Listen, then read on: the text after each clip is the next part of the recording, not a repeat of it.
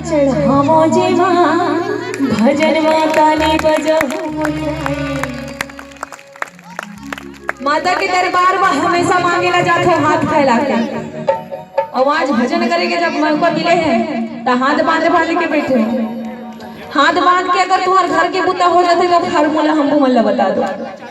जब तुम्हारे घर के काम नहीं हो सके हाथ के बांध और बैठ के तो भगवान के भजन गलत फोकट में नहीं हो।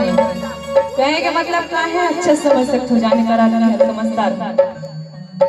तो बिना हाथ के भोजन नहीं हो सके तो भजन खला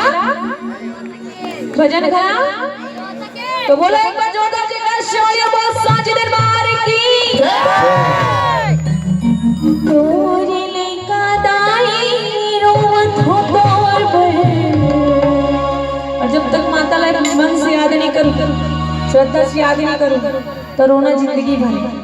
और एक बार माँ करके प्रेम से बोल के देखो, एक शब्द में पूरा आनंद भरा है। और नहीं रोना है तो माता भी याद कर। तोरी लेका दाई रोवत हो तोर बहन, तोर बिना मैं उदास हूँ।